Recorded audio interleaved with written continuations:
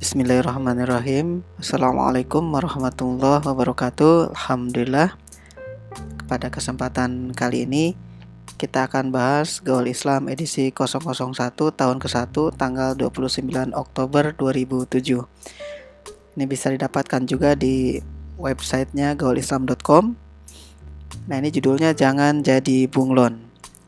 Ini kenapa ada alasannya ya, kenapa membuat judul seperti ini, karena ini berkaitan dengan fenomena yang terjadi di Ramadan. Biasanya ya di Ramadan dari tahun ke tahun, dan kebetulan ini terbitnya sih sudah bulan Syawal nih kalau nggak salah ya, tanggal 29 Oktober 2007 ini udah bulan Syawal. Nah, tapi ini menyoroti atau membahas ketika Ramadan waktu lalu ya. Nah, jadi waktu Ramadan lalu ini ya, jadi dibahas di sini karena sebagaimana sudah di video sebelumnya itu ada Buletin Gaul Islam ini terbitnya melanjutkan perjuangan dari Buletin Studia ya, yang tidak terbit terakhir kali itu 24 Oktober 2007. Jadi ini langsung di 29 Oktober diganti dengan nama Gaul Islam. Nah, fenomena ini ternyata cukup banyak ya kalau diperhatikan, makanya ditulis di sini. Orang-orang berubah ya, dadakan berubah ketika Ramadan menjadi baik. Sebetulnya ada sisi positif dan negatifnya juga ya, sebagaimana di sini ditampakkan di alinea ini. Nah, ada nampak positif juga sekaligus negatifnya. Kenapa? Karena yang terjadi saat itu hanya dilihat dari penampilannya saja ya. Nah, dalam hal ini adalah busana. Maka seorang muslim atau muslimah ya, ketika Ramadan itu banyak yang tampil mengenakan busana muslim-muslimah itu.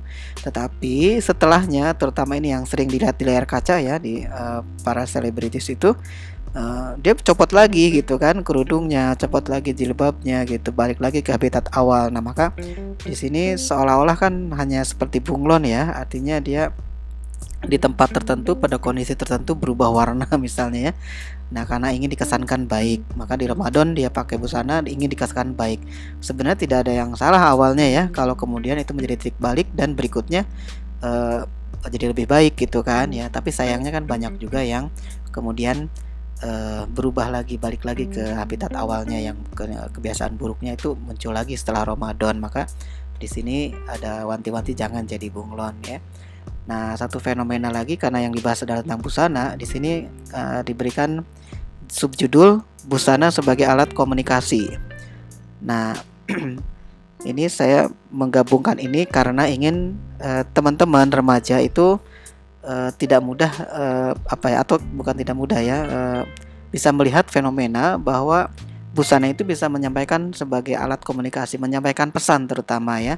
Dalam hal apa? Contohnya misalnya di sini ada mungkin nanti bisa lebih banyak dibaca langsung ya di buletinnya. Nah, contoh misalnya seseorang yang mengenakan baju tentara. Nah, itu kan berarti dia ingin mengkomunikasikan pesan bahwa dia tentara gitu. Orang sudah sepakat juga bahwa baju tersebut kalau dikenakan oleh seseorang, walaupun kita tidak tahu apakah itu benar tentara atau tidak, tapi ya kesepakatan awal ya oke itu tentara gitu kan ya. Polisi juga demikian dan lain sebagainya, termasuk dokter atau yang pokoknya yang seragam-seragam gitu ya. Nah, itu kan ingin mengkomunikasikan pesan. Nah, kebetulan saya juga belajar ada mata kuliahnya dulu ya, ilmu di psikologi komunikasi ya. Nah, ini kaitan yang berikutnya kita bahas di sini, jangan mudah tertipu.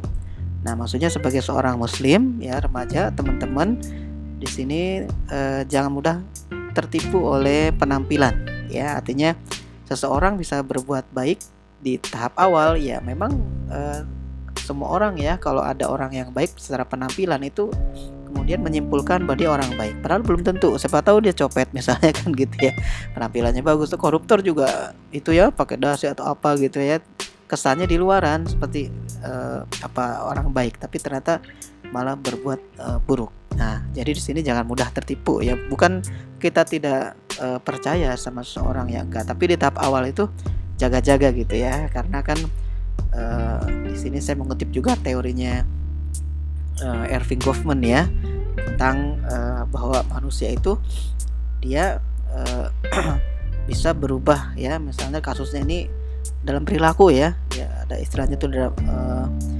disebutnya tipu daya kalau di sini ya. Nah, jadi menyebutnya kalau Erving Goffman ini dia dikatakan ya sebagai sebenarnya ini teori yang kaitannya dengan sandiwara ya. Sandiwara orang tuh berperilaku sesuai dengan apa yang dia inginkan ya. Tapi pada faktanya dia enggak, itu ada dramaturgi ya kalau nggak salah, itu nanti saya bisa explore lagi di situ.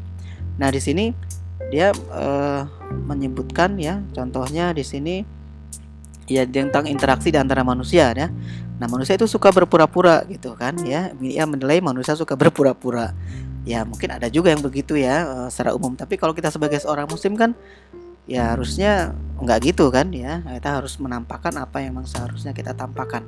Tapi pada faktanya juga ada sih memang ya. Jadi beliau menunjukkan mungkin teorinya saja gitu. Tapi kita bisa lihat ya nanti disisikan dengan kepribadian Islam. Nah kalau di paragraf bukan paragraf ini subjudul ya, itu tentang kepribadian Islam.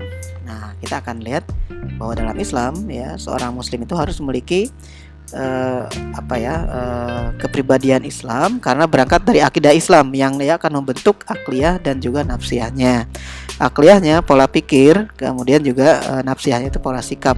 Nah sebagai seorang muslim maka dia harus menunjukkan tentang ya muslim harus menjadi muslim gitu kan, sesuai dengan pandangan Islam. Apa yang dikerjakannya itu semua kaitannya dengan Islam ya. Nah jadi harus menampilkan simbol-simbol Islam. Jadi kalau misalnya kaitannya dengan pakaian atau busana, maka busana yang dikenakan misalnya dia pakai peci, pakai baju koko atau pakai jilbab ya dan sebagainya, itu menunjukkan memang itu bagian dari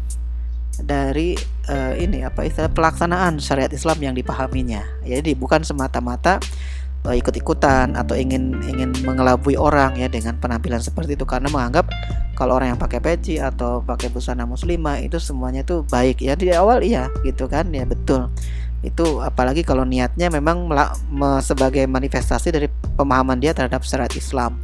Tapi persoalannya yang dibahas dalam buletin ini adalah menyoroti orang yang sebetulnya tidak begitu tapi ingin dianggap baik gitu kan. Nah jadi ini yang sampai diwanti-wanti ya, jangan tertipu. Makanya di kalimat terakhir paragraf terakhir ini ya saya tekankan ya, yuk biar nggak jadi bunglon, kita kaji Islam dengan benar dan baik ya. Jadikan Islam sebagai akidah dan syariat, amalkan dalam kehidupan sehari-hari sembari terus mengkampanyekan dalam dakwah kita tentang wajibnya menjadikan Islam sebagai the way of life ya.